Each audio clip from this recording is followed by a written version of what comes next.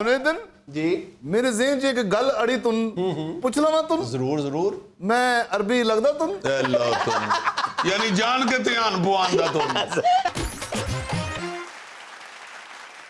अस्सलाम वालेकुम ख़वातीन हज़रात, वक्त होता है आपके हस्बे हाल का। मैं हूं जिसका मेज़बान जुनैद सलीम।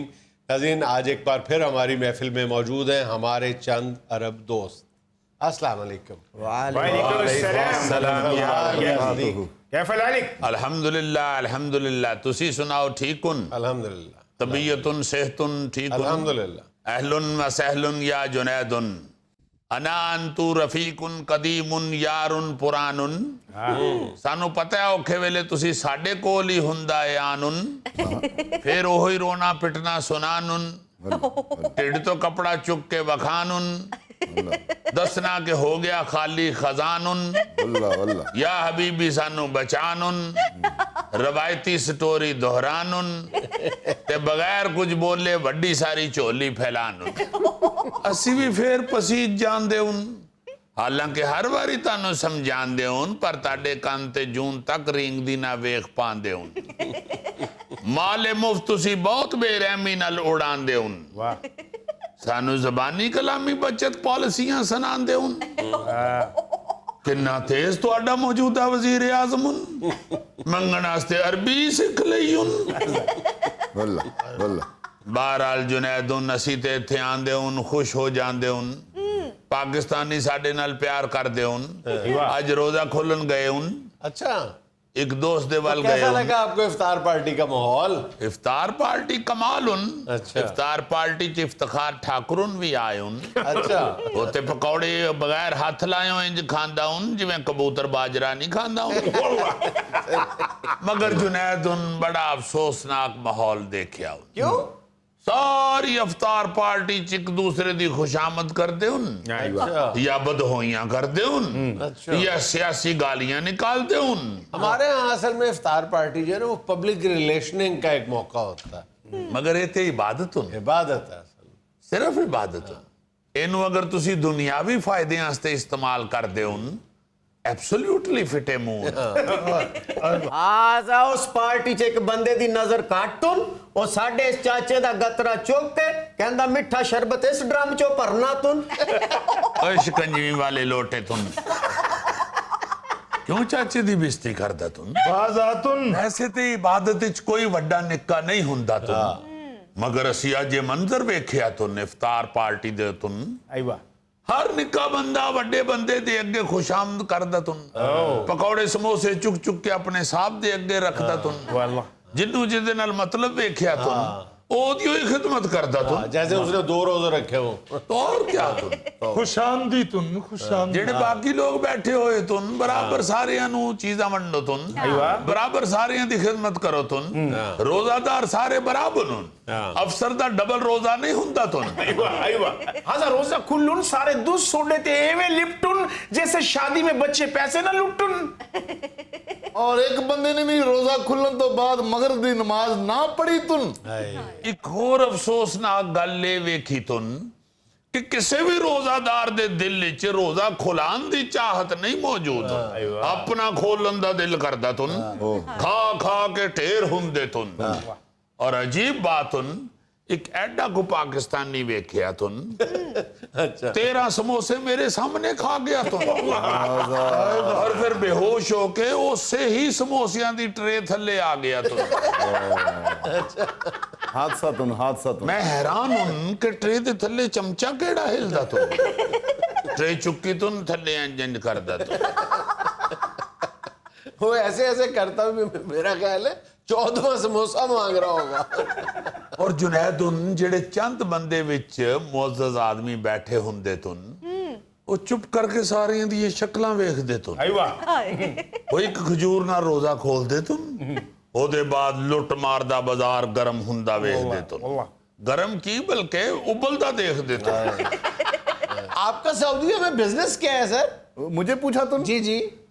अल रियाज में कड़ा बजांदा तुन।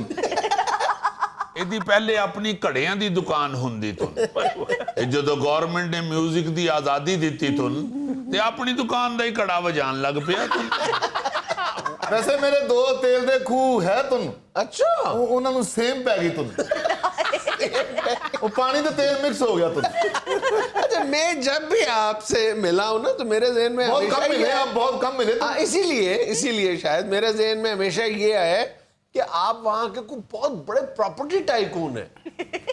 ਪ੍ਰੋਪਰਟੀ ਵੀ ਹੁੰਦੀ ਤੁਨ ਹਾਂ ਰਿਆਜ਼ ਤੋਂ ਬਾਹਰ ਸਾਰੀ ਕੱਚੀ ਆਬਾਦੀ ਇਹਨਾਂ ਦੀ ਹੁੰਦੀ ਤੋਂ ਰਾਤ ਨੂੰ ਚਾਚਾ ਆਪਣੇ ਊਂਠ ਨਾਲ ਬਹਿ ਕੇ ਬੀਨ ਵਜਾਉਂਦਾ ਤੂੰ ਤੇ ਫਿਰ ਸੱਪ ਸਲਾਮ ਕਰਨ ਆਉਂਦੇ ਹੋ ਸਾਡੇ ਕਬੀਲੇ ਦਾ ਗੁੱਗਾ ਪੀਰ ਹੁਣ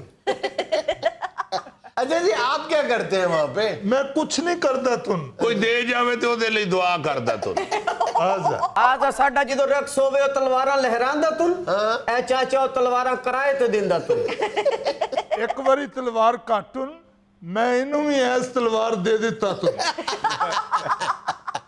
ਵੈਸੇ ਤੇ ਇਹਦੀ ਕਾਫੀ ਕੰਮ ਹੈਗੇ ਅੱਛਾ, ਤੋਂ ਉੱਥੇ ਊਂਠ ਦੀ ਸੱਜੀ ਬੰਦੀ ਤੋਂ ਊਂਠ 'ਚ ਚੌਲ ਭਰ ਕੇ ਉਹਨੂੰ ਲੱਤਾਂ ਤੋਂ ਫੜ ਕੇ ਤੰਦੂਰ 'ਚ ਲਟਕਾਉਂਦਾ ਤੋਂ मेहनत दे चकादा मेहनत तुम ਸਹੀ ਕਹਿੰਦਾ ਤੂੰ ਜਦੋਂ ਸੱਜੀ ਪੱਕ ਜਾਂਦੀ ਤੂੰ ਤੇ ਬੜੀ ਮਿਹਨਤ ਨਾਲ ਖਾਂਦਾ ਤੂੰ आपका बिजनेस तो मुझे पता है ना। अच्छा, आप तो हरम के बाहर खड़े होके कहते हैं ना मेरी फैमिली साथ है, पासपोर्ट गुम हो गया, पाकिस्तान से आया हूँ।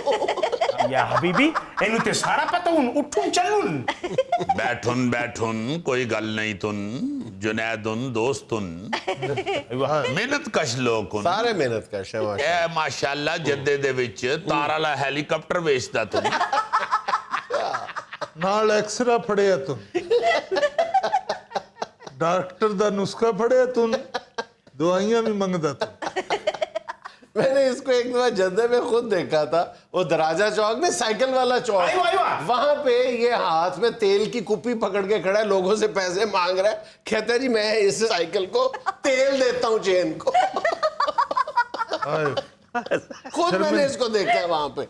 शर्मिंदा करवाया तुम ਉਹਨੇ ਸ਼ਰਮਿੰਦਾ ਕਰਵਾਇਆ ਤੂੰ ਤੇ ਤੂੰ ਕਿਹੜਾ ਰਿਆਜ਼ ਵਿੱਚ ਕਮਿਸ਼ਨਰ ਲੱਗਾ ਤੂੰ ਪੋਤੀ ਰੇੜੀ ਤੇ ਮਿੱਟੀ ਦਾ ਤੇਲ ਵੇਚਦਾ ਤੂੰ ਤੇ ਪਾਕਿਸਤਾਨ ਆ ਕੇ ਰੌਲਾ ਪਾਉਂਦਾ ਤੂੰ ਮੇਰਾ ਤੇਲ ਦਾ ਕਾਰੋਬਾਰ ਬਹਰਾਲ ਜੁਨੈਦ ਮੀਆਂ ਅਸੀਂ ਜੋ ਵੀ ਕਰਦੇ ਤੂੰ ਤੁਹਾਡੇ ਪਾਕਿਸਤਾਨ ਵਿੱਚ ਵੇਖ ਕੇ ਹੈਰਾਨ ਹੋ ਗਏ ਤੂੰ ਪੂਰੇ ਰਮਜ਼ਾਨ ਸ਼ਰੀਫ ਵਿੱਚ ਦੋ ਹੀ ਕੰਮ ਹੁੰਦੇ ਤੂੰ ਇੱਕ ਓਵਰ ਚਾਰजिंग ਹੁੰਦੀ ਤੂੰ ਇੱਕ ਓਵਰ ਈਟਿੰਗ ਹੁੰਦੀ ਤੂੰ आए देखे ओवर ईटिंग पे आयवा कौन ज्यादा कर रहा है।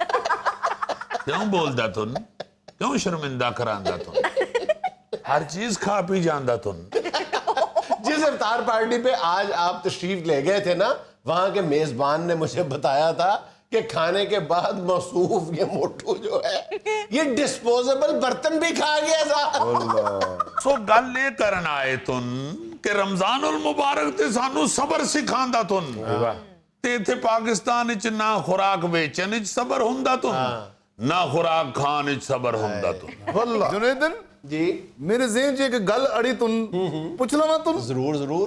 ਮੈਂ ਅਰਬੀ ਲੱਗਦਾ ਤੁਨ अल्लाह तुन यानी जान के ध्यान बुआंदा तुन आप यकीन करें आप इन सबसे ज्यादा असली अरबी लगते हैं मुझे हमेशा, इसीलिए तो मैं कह रहा हूं कि आप मुझे कोई दौलतमंद रईस लगते हैं वहां के। ਮਿਹਰਬਾਨੀ ਤੁਨ ਮੈਨੂੰ ਕੋਈ ਅਮੀਰ ਹੋਣ ਦਾ ਸ਼ੌਕ ਨਹੀਂ ਤੁਨ ਮੈਨੂੰ ਬਸ ਇੰਨਾ ਹੈ ਕਿ ਮੈਂ ਅਰਬੀ ਲੱਗਾ ਤੁਨ ये सऊदी अरब में भी सबको पकड़ पकड़ के यकीन दिला रहे होते हैं कि मैं अरबी हूं, मैं अरबी हूं। नहीं नहीं ये नहीं दसदा तुन बल्कि ये कि ਇਹੋ ਹੀ ਕਹਿੰਦਾ ਤੁਨ ਮੈਂ ਅਰਬੀ ਲੱਗਦਾ ਤੁਨ ਮੈਂ ਅਰਬੀ ਲੱਗਦਾ ਤੁਨ ਮੈਂ ਅਰਬੀ ਲੱਗਦਾ ਤੁਨ ਇਹ ਕਹਿ ਕੇ ਲੋਕਾਂ ਨੂੰ ਹੁਣ ਜ਼ਹਿਰ ਲੱਗਦਾ ਤੁਨ दुनिया में लेना एक छोटा सा वक्फा हमारे